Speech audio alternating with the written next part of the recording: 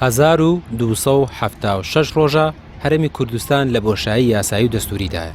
چۆن سەرڕای تێپەڕبوونی ساڵێک و 6 مانگ بەسەر هەڵبژاردن پەرلەمانی کوردستان تەنها ناوێکە و بێناوەڕۆکە.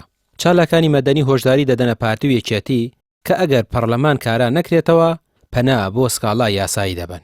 ئێمە وەکو ئەو دەستەیە وەکو دەستەیەک لە ڕێکخراوەکان وەکو کەسایەتیەک ناچارین تکایە ناچارمان مەکەن دەسەڵات بۆ ئەوەی نەچین سکاڵا لە دادگای ئیتیحادی تۆمار بکەین.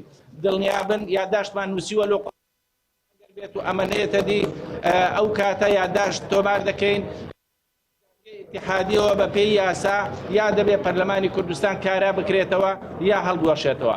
ئەمە دەستپێکە بۆ گوشارکردن بۆ شێوازی چالاکی بۆ ئەوەی کە بتوانین کە پەرلەمان لەم بنبەستە لەم چەق بەستنە ڕزگار بکەین. کۆمەڵی دادگەری کوردستان پێشتر لە ڕێگەی دادگای فیدراڵیەوە هەوڵی هەڵوەشانەوەی ئەم خولەی داوە. ئێستا ئەوانی دیکەش دەیانەوێت ئەم فشارانەی کۆمەڵ فراوان بکەن. کۆمەڵ 3 داواکاری سەرەکی دەخاتە ڕوو. هەڵوەشانەوەی پەرلەمان، داڕشتنی یاسایەکی نوێ بۆ ڕێگری لە ساختەکاری و خانەنشین نەکردنی پەرلەمانتارانی ئەم خولا کە هیچ خزمەتێکیان نەبووە.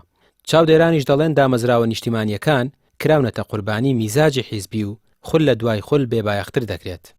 کاری یاسایی هەیە بۆ هەڵۆشانەوەی حکومەت ئەوەیە یان نیوەی ئەندامانی پەرلەمان داوای هەڵۆشانەوە بکەن یان سەرۆکی هەرێم بۆ هەیە مەرسوومێک دەربکە لەگەڵ ڕێکەوتن لەگەڵ لایەنە سیاسەکاندا پەرلەمان هەڵبۆشێنێتەوە. ئێستا دەبێ ئەو ئیجرعاتانە بکرێ بۆ ئەم پەرلەمانە کە نەتوانێت سەرۆکێک بۆ خۆی هەڵبژێت، نەتوانێت سەرۆکی هەرێم هەڵبژێت، نەتوانێت کابینە بکەیت بوونی یعنی هیچ مانە مەدلولێکی نییە.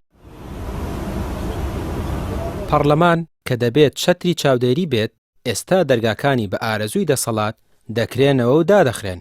گەڕانەوەی شەرعیەت بۆ دامەزراوەکان تەنیا ڕێگەیە بۆ ڕێگریکردن لە لەکەدارکردنی زیاتری ناوبانگی هەرێم و گەڕانەوەی متمانەی هاوڵاتیان بە هەڵبژاردن و حکومڕانی. ڕامیار عوسمان، کەناڵی پێیام، سلێمانی.